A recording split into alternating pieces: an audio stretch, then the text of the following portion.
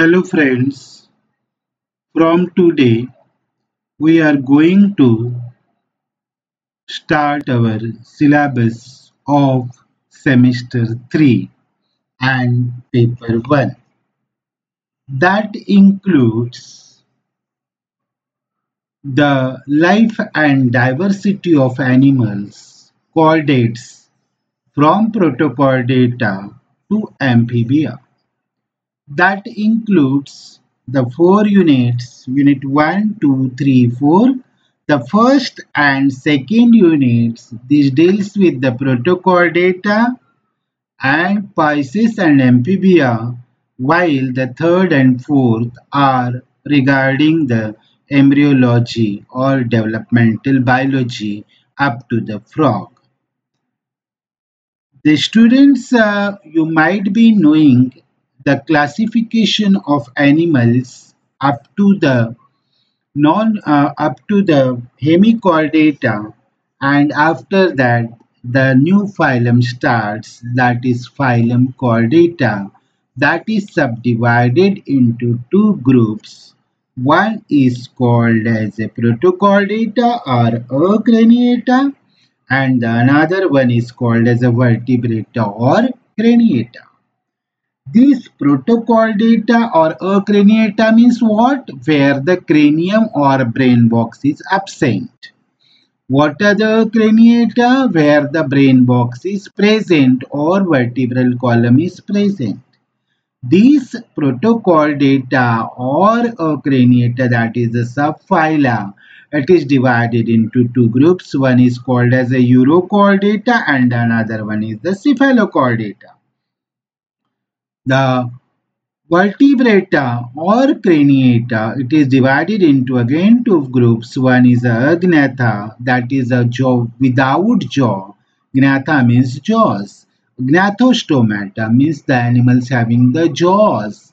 Then agnatha, that includes the one class, that is the cyclostomata, that having the cyclic mouth. Then Gnathostomata, it having the two groups series or superclasses. And what are these? One is the Pisces, that includes all the type of fishes, and another one is the Tetrapoda. What is the Tetrapoda? The tetra means four, poda means legs. Those animals having the four limbs and the hind limbs, that is the what? The Tetrapoda. Then the Pisces is divided into broadly two important groups, that is the what? Chondriochids and the osteochids. Chondriochids are the elasmobranch or those fishes having the cartilaginous skeleton in them. Osteochids are those fishes where the bony skeleton is there. Then among the tetrapoda, the one is the amphibia. Then next, these are the includes the what? The frog, toads, and salamanders. While the reptilia, that are the creeping animals, includes the lizards, snakes, crocodiles, then turtles. Then the next group is the aves, that include all the flying and the non-flying birds. And the last group is the what? The mammals. These are the what? The how the animals are placed in the phylum Chordata. The phylum Chordate, the meaning is what? This having the cord-like structure, and the what? The bearing the cord-like structure. What is that? The notochord. And this, but only mere presence of notochord, it doesn't mean that animal should be kept in a chordata, and so that these must having the three important characteristic features. These are the notochord, nerve cord, and the pharyngeal gill slits.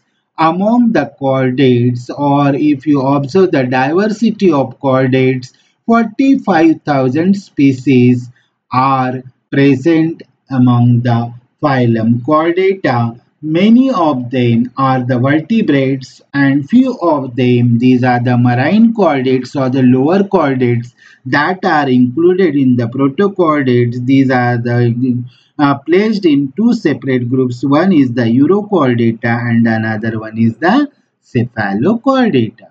The basic three fundamental characteristics of the chordates, these are the notochord, nerve cord, and pharyngeal gill slit. What is this notochord? The notochord is a chorda dorsalis, means what is the position? It is present at the dorsal side, and this notochord is a elongated, flexible, cartilaginous rod-like structure which are present dorsally to the digestive system and ventrally to the nerve cord. That if you observe this figure, in this figure we can observe the what this is a notochord which is present ventrally to the nerve cord and dorsally to the this digestive tube or the gut. And this is the what the notochord is a supporting structure. It is a cartilaginous rod-like structure which supports the entire body. Then the what is this fate of notochord? In chordates, the two groups we have already seen. One is a craniata or protochordata. Another group is the chordata, vertebrata or the craniata. In this is the Ascidian larva or this is the larva of the Herdmania that is included into the protochordates. If you observe the larva of this Herdmania, this notochord is present below the nerve cord and it is a cord-like structure, and the whereas in higher animals or higher vertebrates the notochord it becomes a vertebral column, and that is the fate of the notochord. If you observe the second structure that is important in chordate, that is the nerve cord, it develops dorsally among the in the body as a longitudinal fluid-filled hollow tube, and in the lower organism it remains as a cord-like structure on the dorsal side of the body, whereas in higher organisms you can observe the anterior most portion of this nerve cord gets modified into the brain, which is covered by the brain box or the cranium, and the posterior portion it get differentiated into the spinal cord, from where the spinal nerve arises, and this brain and the spinal cord it forms a combined together to form the what that is a central nervous system. Then the third part is the pharyngeal gill slits. You might be knowing the what are the gill slits. These are the respiratory organs. In all chordates at some stages of life history, these gill slits or the gill openings are present in the pharynx, and these are called as a branchial pouches or clefts or visceral pouches or the pharyngeal slits. The soft and the skeletal tissue between adjacent clefts are called as the visceral arches. If you observe the development of the visceral arches, this is the pharyngeal part, and in this pharyngeal part you can observe that these are the gills, and in between these gills the openings are there, and these are called as the gill slits. In sharks or in few fishes or cartilaginous fishes, what happens? The separate gill slits are there. These are the gills which are the respiratory organ. In the lampreys or the petromyzon, they are gulping the water, taking the water in through the mouth, then it goes to the buccal cavity where it bars the entire gills and come out from these separate gill openings. The similar is the condition in the what that is the sharks, where the separate gill openings are there, whereas in higher fishes or in teleost or in bony fishes, instead of the separate gill openings, the single gill opening is there, and the what that is the gill opening, or that we called it as a gill cleft. What is the function of this? They serves primarily for the what respiration. Whatever the water comes through the mouth or buccal cavity, it goes to the pharynx, it baths these gills, and then the exchange of the O2 and the CO2 occurs, and secondarily along with this water current, the whatever the food particles, these are captured into the pharynx, and then it is transferred towards the esophagus or the digestive tube. Then Other than these three important characters, one is a nerve cord, notochord, and the gill slits. The few general characteristics of chordate are the bilateral symmetry. What is the bilateral symmetry? If you cut the any animal into the two equal halves, that is the what? The bilateral symmetry. The two equal halves, that is, if you cut any animal vertically and if you get the two equal halves, then the what that is that we called it as a bilateral symmetry. Then these are the mirror images of each other. The two parts which are formed, these are mirror images of each other. Then what are triploblastic? The triploblastic are the what? Having the three germinal layers. The blastula, it gets from the three germinal layers. What are these? Ectoderm, endoderm, and the mesoderm, by which the various organs are formed.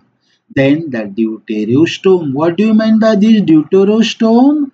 The deuterostome, when there is a formation of the what that is a gastrula, there is a inward movement of the what that is a the cells, and due to that there is a war during the epiboly, there is a formation of the what that is a the opening in the blastula or gastrula, and that if that opening is developing into the anus, then it is called as a deuterostomes. Then the complete digestive tract. This is what? If the digestive system, it is starting from the mouth, then buccal cavity, then esophagus, then stomach, then intestine, rectum, and the anus. If all these parts are present in digestive system, then it is called as a complete digestive tract. Then well developed coelom. What is the coelom? It is the body cavity which is formed during the embryonic condition by the mesoderm, the splanchnic mesoderm and the somatic mesoderm. That is the this forms the cavity within the body, and that we called it as a true coelom or body cavity. And all the important vital organs, that is the stomach, then intestine, then the gonads, then kidneys, all these are the then heart, liver, all these are present within the mesentery or within this important coelom. All the chordates having the sexual reproduction, that is reproduction occur by means of sex cells, either one that the ova and the male gamete sperm, they interact each other, fuse with each other, and they form the zygote to form the new embryo, and that condition we call it as a sexual reproduction. And the last characteristic feature, that all chordates having the and post-anal tail, that is the tail is present behind the anus region. These all are the chordate characters which the any animal possesses, and these are the what that is a chordate characteristics or important chordate characteristics.